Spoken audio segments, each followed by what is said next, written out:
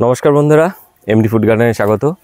বন্ধুরা, আজকে এই লঙ্গন গাছের উপর একটু আলোচনা করব। অর্থাৎ বন্ধুরা, তাহলে আজ আমরা লঙ্গন গাছের প্রুনিং, সার প্রয়োগ আর শেষে রিপোর্টিং, এই তিনটে গুরুত্বপূর্ণ বিষয় নিয়ে একটু আলোচনা করি। চলুন শুরু করি। তো এখন নভেম্বর মাসের মাঝামাঝি। তো এই সময় আমরা কি করব, এই যে দেখুন এই আমার যে লঙ্গন গাছগুলো আছে যেগুলো ডাল প্রুনিং জরুরি সেগুলো করে দেবো। তো এই আমি পুনারটা নিয়ে নিয়েছি। অবশ্যই পুনারটা আপনারা একটু স্যানিটাইজ করে নেবেন। আমি হাইড্রোজেন পারঅক্সাইড দিয়ে করে নিয়েছি। আপনাদের কাছে হাইড্রোজেন পারঅক্সাইড না থাকলে স্যানিটাইজার হোক, সাবান হোক, যে কোনো এক কিছু দিয়ে একটু ধুয়ে নিলে হবে। এবার ধরুন এই গাছের আমরা এই প্রথমে পিংপং গাছটা প্রুনিং করে দেখাই। একটু কাছ থেকে এসো। এই দেখুন, এই যে আমি এই ডালগুলো ধরে দেখান। দেখুন এই ডালগুলোতে সব ফল হয়েছিল। মোটামুটি আমরা এরম জায়গা থেকে কেটে দেব, যে যাতে করে আরও বেশি ব্রাঞ্চ ছাড়ে। এই ডালগুলো সবই ফুল এসেছিলো, ফল দাঁড়িয়েছিল। এই যে দেখুন, এই যে ডালগুলোকে আমরা এভাবে কেটে দেব। তো এই প্রসঙ্গে বলি বন্ধুরা, যে গাছের প্রুনিংটা যত ভালো হবে তত কিন্তু গাছের ফুল ফল আসার প্রবণতাটা বাড়বে। এই যে দেখছেন, এই ডালগুলো সব কেটে দেবো। এই ডাল, নিচের ডাল ঝুলে রয়েছে, এগুলো কেটে দেবো। অনেক চারা কেটে ফেলছি, সেই হিসাব করলে প্রচুর চারা কেটে ফেলছি, নষ্ট করে ফেলছি আর কি। এই যে দেখুন, এই প্রসঙ্গে একটা কথা বলি, কাছ থেকে এসো। এই যে দেখুন, যেমন দেখুন এই যে ব্রাঞ্চটা এটা পরে ছেড়েছে, এটা দেখুন এরম ব্রাঞ্চ কাটার দরকার নেই, কারণ এই ব্রাঞ্চগুলোতে আগামীবার ফুল আসবে, কারণ এগুলো নতুন ব্রাঞ্চ। কাটবো কোনগুলো? এই ব্রাঞ্চটা। যেমন এই যে ব্রাঞ্চটা দেখুন, এই যে মাথাটা, এখানে ফুল এসেছিলো, ফল হয়েছিল, সুতরাং এই ব্রাঞ্চটা আমরা কেটে দেব। দেখুন, এই যে আমি মোটামুটি লঙ্গনের যে ডালগুলো ফল এসেছিলো, সেগুলো কেটে দিলাম। আর যেগুলোতে কাটিনি সেগুলোতে এবছর পরবর্তীতে ব্রাঞ্চ ছেড়েছে, সেগুলোকে আমি মেরে রেখে দিয়েছি। আচ্ছা, এবার দেখুন এই রুবি লঙ্গনে আসি। এই রুবি লঙ্গনেও আমরা কি করব, এই যে ব্রাঞ্চগুলো এখান থেকে কেটে দেব। এটা তো আমার একটা খুবই সারপ্রাইজ দেওয়া গাছ। যে দেখুন, এই যেগুলো এসছে এগুলো সব কেটে দেবো।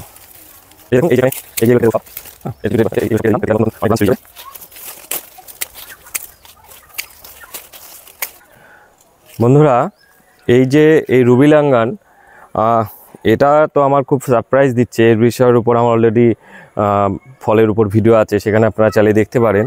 আর আজকে নভেম্বর মাসের মাঝামাঝি, তবুও দেখেন 5th টাইম, মানে পরপর হয়ে যাচ্ছে। এই যে হয়তো 2-4টে ফল হচ্ছে, কিন্তু ফল হয়ে আছে। এই যে দেখুন, এই আজকে নভেম্বর মাসের মাঝামাঝি টাইম, ঠিক আছে, এই টাইমে দেখুন গাছে ফল হয়ে রয়েছে। তো এই গাছটা যত ম্যাচিওর হচ্ছে তত কিন্তু এর ফল ধরার প্রবণতাটা বাড়ছে। আমি এটা, ঠিক আছে। আর বন্ধুরা দেখছেন, এটা হোয়াইট লঙ্গন, মাটালাডা, ঠিক আছে। এইটারও আমি কেটে দিচ্ছি।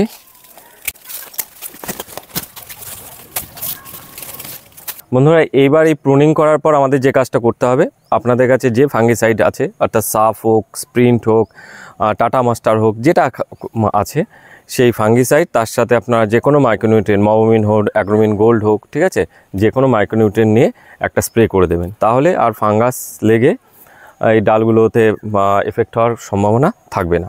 তো এই গেল ডাল প্রুনিং। এবার যেটা করব, যেটা খুবই ভাইটাল, সেটা হচ্ছে লঙ্গন গাছে খাবার দেওয়া। চলুন সেটা কিভাবে দেবো দেখে নিই।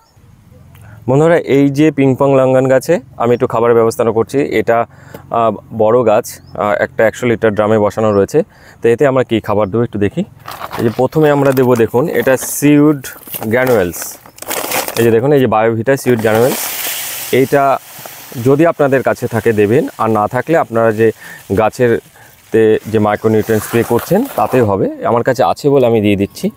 এটা মোটামুটিভাবে আমি ওই 10 গ্রাম মতন দিয়ে দিলাম এটা।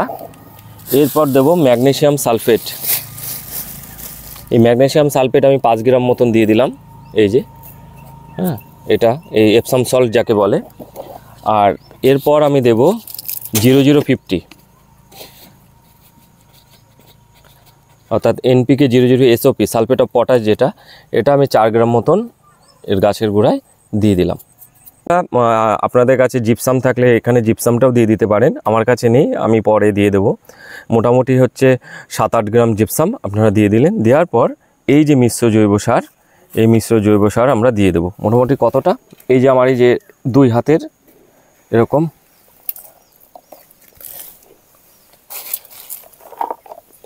এরকম 4 বার আমি দিয়ে দেব। এই হয়ে গেল। হওয়ার পরে এবার মাটি দিয়ে এটাকে ঢেকে দেবো। বন্ধুরা, আর এই মিশ্র জৈব সার কীভাবে তৈরি করা হয় তার ভিডিও অলরেডি আমার চ্যানেলে রয়েছে, আপনারা চাইলে ওখানে দেখে নিতে পারেন। এছাড়া আপনারা যে পদ্ধতিতে মিশ্র সার বানান সেভাবে বানিয়ে নিলে হবে। কিছুই না, এর মধ্যে কি আছে, এর মধ্যে গোবর সার আছে, শিংকুচি আছে, হাড় গুঁড়ো আছে, সর্ষের খোল আছে আর নিম খোল আছে, ব্যাস এই কটা উপাদান আছে।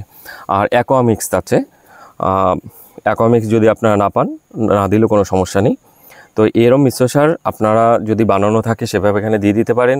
আর যদি বানানো না থাকে তাহলে ওই 1 কেজি ধরুন কেঁচো সার বা গোবর সার নিলেন, তার মধ্যে আপনি 3 মুঠো, আপনার এই হাতের মুঠো 3 মুঠো শিংকুচি, 2 মুঠো হাড় গুঁড়ো, 1 মুঠো নিমখোল, 1 মুঠো অ্যাকোয়ামিক্স, হ্যাঁ, আর 1 মুঠো সর্ষের খোলটা ইনস্ট্যান্ট না করে দেওয়াই ভালো, কারণ ওটা ফাঙ্গাস বা হিট তৈরি করতে পারে। সর্ষের খোলটা অ্যাভয়েড করে যাবেন।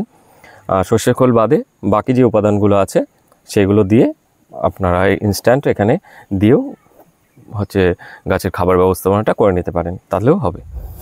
বন্ধুরা, এই যে দেখছেন, এই যে এটা হোয়াইট লঙ্ঘন অ্যারোমা ডুরিয়ান, এটাকে আমরা এই যে বড় ড্রামে রিপোর্টিং করব। আজকে নভেম্বর মাসের 19 তারিখ, এই সময়ে আমরা কিন্তু গাছকে রিপোর্টিং করব। অনেক সময় আমরা ভয়ে থাকি যে শীত শুরু হয়ে গেছে, রিপোর্টিংয়ে কোনো সমস্যা হয় না। নভেম্বর মাস জুড়েও আমরা রিপোর্টিং করতে পারবো, কিছু আমাদের শুধু নিয়মটা একটু মানতে হবে, তাহলেই হবে। এবার এখানে আসবো, প্রথমে ড্রেনেজটা আমি একটু দেখাই।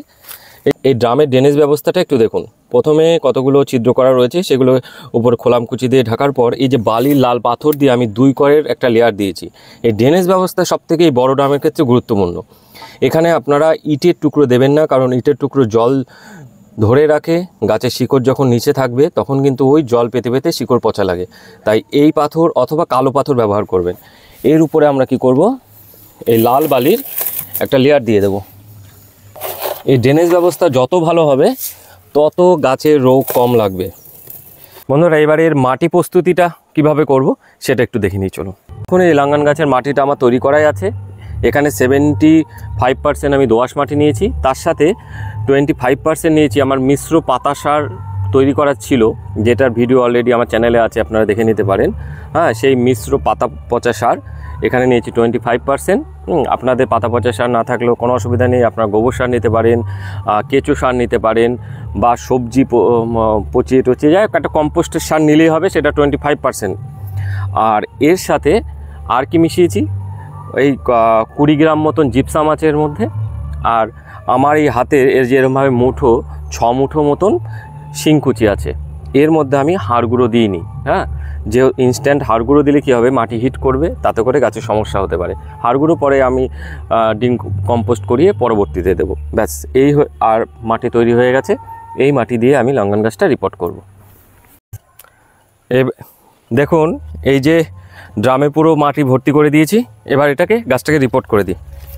বন্ধুরা, এই যে গাছ লাগানোর পর আমরা তো এবার এখানে জল দিই, আর সেই জায়গাটায় ভুলের জন্য দেখা যাচ্ছে গাছ রিপোর্টিং করার পর আমাদের গাছ রোগগ্রস্ত হয়ে যায়।